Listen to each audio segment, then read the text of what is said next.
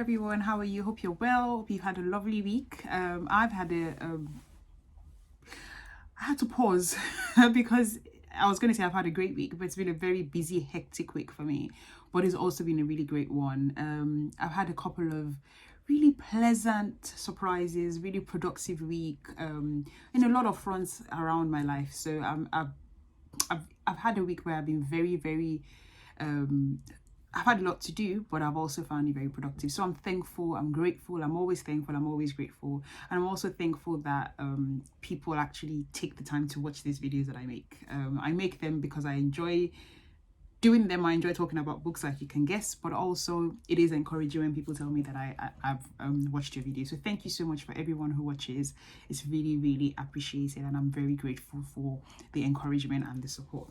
So this week I'm going to be reviewing a book that I read earlier on this year with the Chapters Book Club, and it was a book called, it's a book, what did I say it was? It's a book called, yes it was, we read it, but it is a book called, it's still the book called The Circle Maker by Batterson. It's quite a popular book in faith circles, and it's one that is being read by a lot of people. It's a very powerful book on prayer. The byline of the book is praying circles around your biggest dreams and greatest fears. And for me, one of the things that really resonated with me in the book was about how our biggest dreams are always tied to our greatest fears. There are a lot of things that we dream about, things that we want to accomplish, things that we dream of, but they are also our biggest fears, because we think, why would somebody like me dream about things like that? And because we're scared, we don't actually include them in our prayers, because we think there's no way that can ever happen. But in doing that, we kind of limit God and see and think about things that God cannot do. When God is able to do all things, he's able to, nothing is impossible for him to do. But because of our fears, we end up not praying those prayers. So for me, it's a book that really changed and allowed me have an introspection into how I prayed, what sorts of prayers I prayed, and also made me challenge myself and think about the ways that I actually limited my thinking, limited my dreams, and also in that way limited God.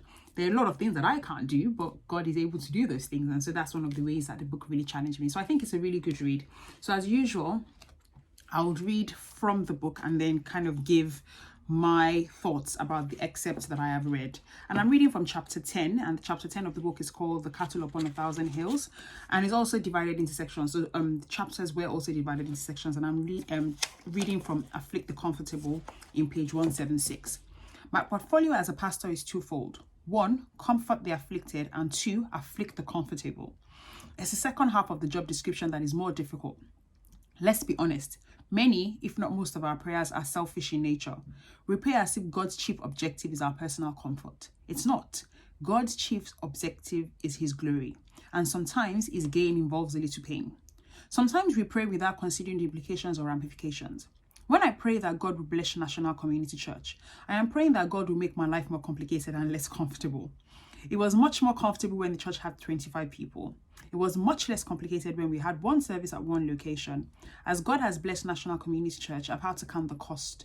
On a very practical level, the answer to my prayers meant giving up more of my weekend to God. When we launched the Saturday night and Sunday night service, the cost was 2 more time slots every weekend that I give back to God. Here's the bottom line. Praying hard is asking God to make your life harder. The harder you pray, the harder you will have to work, and that is a blessing from God. Praying hard is hard because you can't just pray like it depends on God. You also have to work like it depends on you.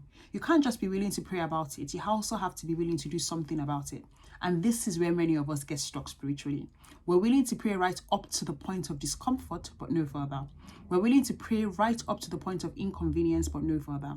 Praying hard is uncomfortable and inconvenient, but that is when you know you're getting close to a miracle. The reason God doesn't answer our prayers isn't that we aren't praying hard enough. The reason more often than not is that we aren't willing to work hard enough. Praying hard is synonymous with working hard. Think of praying hard and working hard as concentric circles. It's the way we double circle our dreams and his promises. There comes a moment after you have prayed through when you have to start doing something about it. You have to take a step of faith, and that first step is always the hardest. I'll read that part again. There comes a moment after you have prayed through when you have to start doing something about it. You have to take a step of faith, and that first step is always the hardest. And so for me, that is the challenge for a lot of us, especially people of faith. We pray, But then a lot of the things that we pray for have a lot of ramifications that we don't think about. I'm going to use a very simple example here. A lot of us pray to be promoted at our jobs, or a lot of us pray to, own businesses or grow our businesses. But the truth about it is, the more your business grows, the more you're complicated, or the more responsibility you get at work, the more your life gets more complicated. Now, I'm not saying a lot of you that follow this page know that I'm not one of the hustle crew, as in, like hustle all the time is not my thing. But the more you grow, the more you have complications. So earlier on, I spoke about my week being hectic. And one of the reasons when I wanted to start complaining was, there are a lot of things that I'm doing now, and a lot of things that are coming to fruition, and a lot of results I'm getting in certain things that I'm doing. But there were things where I prayed for, but they're here, but they're hard. They're really hard. It means me giving up my time. It means me being more strategic about how I use my time. And I had to remind myself, remember when you prayed for this, remember that this thing that you're now worrying about, how are we going to do the logistics of this, is actually something that you prayed for. So yes, we pray, but we also have to understand that some of the things that we're praying for means some inconvenience in our lives. It means some sacrifices that we have to make. It could be sacrifices of time. It could be sacrifices of it might mean, I love watching TV. If everyone doesn't know, I love watching TV. But it means that I've had to seriously scale back on the amount of time. As in, I actually think this week, there were times when I was falling asleep when I was actually doing some things. I love watching TV, but it just means I don't have the time to watch as much TV as I used to be able to watch TV. So it means having to give up certain things. It means inconveniences. And we can't then say that, or we can't insist that we want to stay within our comfort zone if we want those prayers to be answered. So that's my take on the excerpt that I just read. We're willing to pray hard enough, but are we willing to take the first step of faith? Are we willing to work as well? As in, it's not just, there are a lot of and as Christians or people of faith, a lot of times we hide behind, we're praying, I'm praying for God to show up and things like that. But sometimes we also have a part to play. God gives us the ability to be able to step out in faith, and then he meets us by actually multiplying or applying growth to those things that we do. So that's all I wanted to say today, and that's my review of the book.